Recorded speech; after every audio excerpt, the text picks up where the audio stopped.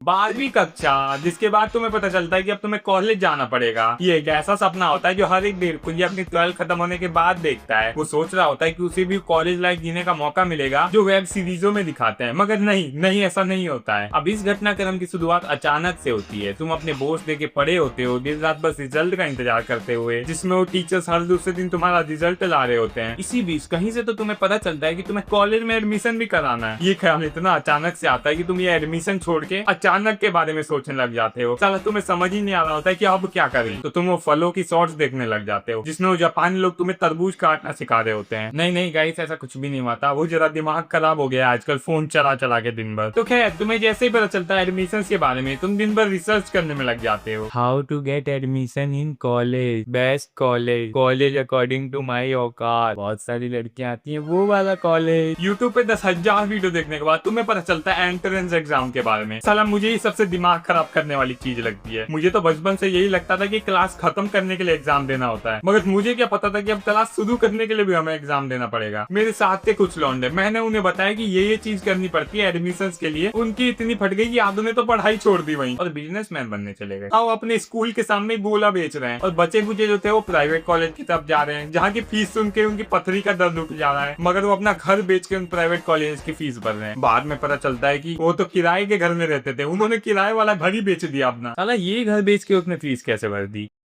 अब इन सब के बाद एक स्पेशल ग्रुप आता है उन बच्चों का जिन्होंने मास्टरमाइंड रास्ता अपनाया होता है ओपन से कॉलेज करने का। ये कुछ अलग ही बच्चे होते हैं, इनके मोटे मोटे जूते होते हैं, पानी की टंकी जितने बड़े इनके बैग होते हैं, और ये हमेशा ग्रुप्स में आते हैं एग्जाम देने। इन्हें तुम जहाँ देखोगे ना, ये तुम्हें कुछ ना कुछ खुरापात करते हुए मिल जाएंगे। कहीं झालमुरी वाले से लड़ रहे हैं, कहीं भी खड़े होकर वीडियो फोटो खिंचवा रहे हैं। सारा तुम इन्हें देखोगे ना एग्जाम सेंटर पे, ऐसा लगेगा कि कोई तो बड़े से ट्रक में झूलते झूलते हुए आए सारे। इनको किसी भी चीज से कोई मतलब ही नहीं है। College no, attendance no, study no, exam yes. हाँ, ये बस एग्जाम देने जाते हैं कॉलेज। पूरी दुनिया से इन्हें कोई मतलब ही नहीं है। सैटरडे संडे इनकी क्लासेस होती हैं, ये जाते तो हैं क्लासेस लेने, मगर कॉलेज ढूंढते ढूंढते इन्हें शान हो जाती है, तो कॉलेज ढूंढ के वापस आ जाते हैं। फ्यूचर क्लैरिटी शायद ही इनसे ज्यादा किसी के पास होगी। अगर तुम इनमें से किसी से पूछोगे ना कि तुमने ओपन से कॉलेज क्यों किया, तो सब पे सेम ही आंसर होगा, मुझे करियर बनाना है, पैसे कमाने हैं, तो मैं रेगुलर जाके अपना टाइम खराब नहीं कर सकता। ये बोलेंगे मैं साइड से कुछ स्किल सीख रहा हूँ जिससे मैं बाद में बहुत सारे पैसे कमा पाऊंगा। अब ये स्किल्स कौन सी है ये इन्हें खुद भी नहीं पता। ये अपना टाइम खराब ना करने के चक्कर से रेगुलर कॉलेज नहीं करते। इनकी बातें सुन के रेगुलर बस्ता तान के जाने वाले बच्चों को खुद पे सेल्फ डाउट हो जाता है? कहीं मैंने गलत डिसीजन तो नहीं ले लिया। पर अगर तुम इनके घर जाके देखोगे तो दिन भर रील्स पे मुजरा देखने के सिवा ये भी कुछ नहीं कर रहे होते। अबे तू तो स्किल सीख रहा था ना। हाँ, तो सीख तो रहा हूँ। ये देख, अगर तू ऐसे करके फोन चलाएगा ना तो तेरे हाथ दर्द नहीं होंगे, और नहीं तो तू ये ऑटो स्क्रॉल का ऑप्शन भी चालू कर सकता है। खैर, ज्यादा बकचोदी हो गई, तो मैं कमर की पेटी सॉरी बेल्ट बांध के तैयारी करता हूँ एंट्रेंस एग्जाम देने की। अब इसमें चीजें और खराब करने के लिए मैं अपना एप्लीकेशन फॉर्म खुद ही भरने की सोचता हूँ। उसमें साला मुझे कुछ समझ ही नहीं आ रहा होता कि क्या भरूं। मुझे शुरू की रजिस्ट्रेशन करने में 7 दिन लगते हैं और पूरा फॉर्म भरने में 12.5 महीने। अपना और पापा का नाम भरने में मुझे 12 घंटे लग जाते हैं, क्योंकि मैं एक एक स्पेलिंग को 100 से ज्यादा बार चेक कर रहा होता हूँ। वो फॉर्म भरते भरते मुझे ये रियलाइज हो गया होता है कि मैं एग्जाम में क्या लिख के आने वाला हूँ। कौन सा फल सबसे ज्यादा मीठा होता है? आम, संतरा,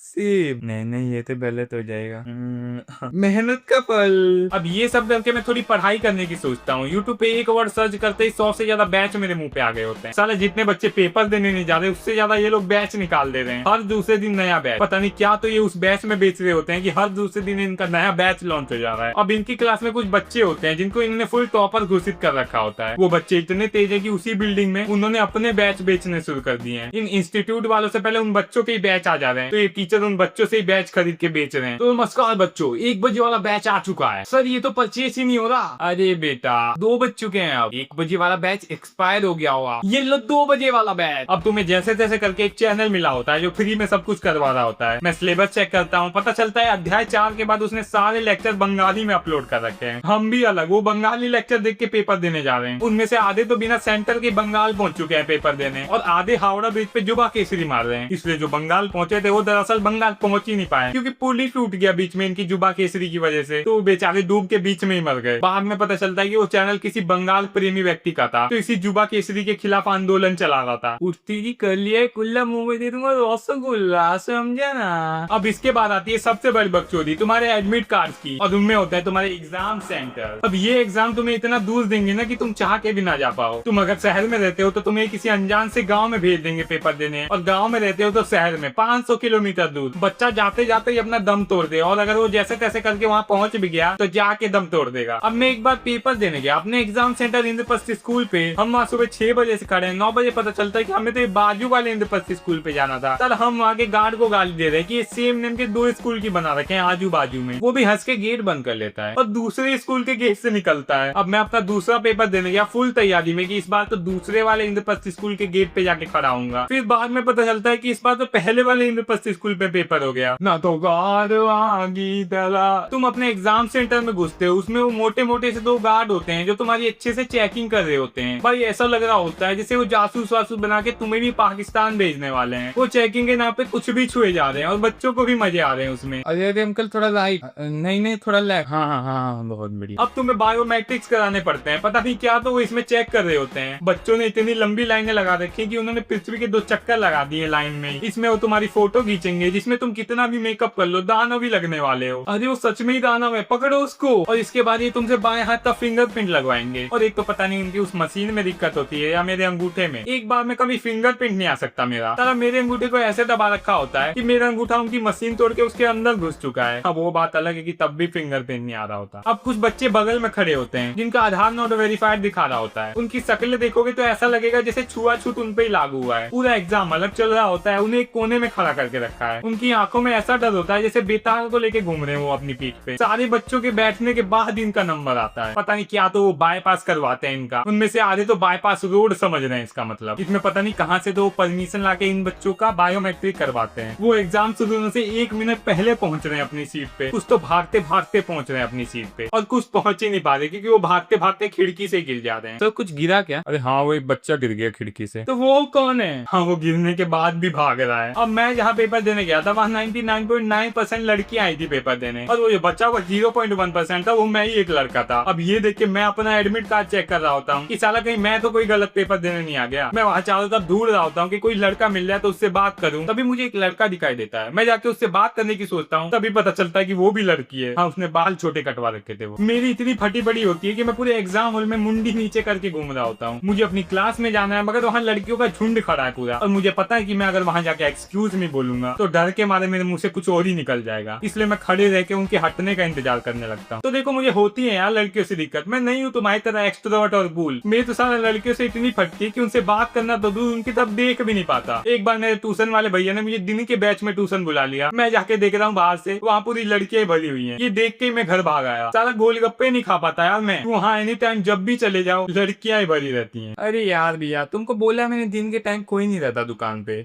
आके खा लिया करो यार गोलगप्पा उस टाइम। अब तुम अपनी सीट पे बैठते हो, चारों तरफ कंप्यूटर ही कंप्यूटर होते हैं जिसमें सबके कीबोर्ड निकले पड़े हैं, और ये तुम्हें ऐसे वार्निंग देंगे ना जैसे उसका एक भी बटन दबाने में तुम्हारा पूरा सेंटर उड़ जाएगा। एक बार तो मैंने दबा भी दिया और एक सेंटर भी उड़ गया मेरे बाजू वाला। ये भी मुझे एग्जाम खत्म होने के बाद पता चल रहा है जब मैं बाहर निकल रहा हूँ। तो सीरियसली कोई आवाज ही नहीं आई यार। नहीं एक आई थी मगर मुझे लगा किसी ने पटाखा फोड़ा। एनीवेज तो तुम अपने कंप्यूटर से चिपक के बैठे होते हो पूरे कॉन्फिडेंस में। तुम क्वेश्चंस को देख के ऐसे प्रिटेंड कर रहे होते हो जैसे तुम्हें सब कुछ आता हो, मगर सच तो यह है कि तुम घर से 25 तक के पहाड़े याद करके आए हो, जिसमें से 24 तो तुम भूल भी चुके हो। तो खैर तुम जैसे तैसे करके अपना पेपर दे के आ जाते हो, क्योंकि तुम्हें भी पता है कि तुम्हें ये पेपर फिर से देने आना पड़ेगा। इसलिए क्योंकि तुम्हें घर पहुंचते ही पता चलता है कि पेपर तो लीक हो गया है। नहीं ऐसा नहीं हो सकता मन्नू, नहीं अभी नहीं हुआ है, लीक तो कल होगा। खैर मेरे साथ ऐसा नहीं हुआ था। मैं अपना पहला पेपर तो सही से दे के आ गया था मगर दूसरा पेपर सही से नहीं दे के आ पाया क्योंकि वो पेपर ही छूट गया मेरा सिर्फ 2 मिनट लेट से। हाँ 2 मिनट। अरे यार इतने में तो अब मैगी भी नहीं बनती, उसे भी अब 5 मिनट लगते हैं बनने में। मैं कुत्तों की तरह अपनी सेंटर की तरफ दौड़े जा रहा था, तभी अपनी आंखों से देखता हूँ गेट बंद होते हुए। साला आखिर का एपिसोड भी इससे भयानक नहीं होता जितना वो सीन था मेरे लिए। और एक तो ये साले इतने हरामी होते हैं ना, इनके सामने मुजरा भी कर दोगे तो एंट्री नहीं देंगे तुम्हें। ऐसा नहीं हो सकता यार, मुझे देख के अंदर भेज दे रहे हो इन्हें। ये साले अलग ही होते हैं। मैं अपना पहला पेपर देने गया, 8:30 बजे का टाइम देके 10 बजे पेपर करवा रहे हैं मेरा। मैं अपना एडमिट कार्ड चेक कर रहा हूँ कि कहीं मैं जल्दी तो नहीं आ गया। बाद में पता चलता है कि ये तो कोई टेक्निकल ग्लिच था। और अगले दिन मैं टाइम से 2 मिनट लेट हो गया तो सालों ने एंट्री नहीं दी मुझे समझ ही नहीं आ रहा होता कि मैं वहाँ क्या करूँ। कुछ बच्चे रोए जा रहे हैं, उनके पेरेंट्स ने मंडली बना ली है, वो पूरा जोर लगा रहे हैं कि बच्चों को अंदर पहुंचा दिया जाए, मगर वो एंट्री वाले भी थे। उन्होंने ऐसी कसम खा रखी है कि अगर उनका खुद का बच्चा भी लेट हो जाए तो वो उसे भी एंट्री नहीं देंगे। पुलिस वालों को कोई सीरियस ही नहीं ले रहा है। बच्चों के साथ साथ कोई भी अंडू चंडू ने गाली देके चले जा रहा है। उससे पूछने पे पता चलता है कि वो तो मौका ढूंढ रहा था हमें गाली देने का। तभी मैं देखता हूँ एक बच्चा आता है और एंट्री ना मिलने की वजह से वो इतना फ्रस्ट्रेट हो जाता है कि अपना एडमिट कार्ड फाड़ के सबको गाली दे के चले जाता है। इन्होंने मेरा पेपर खराब किया है ना,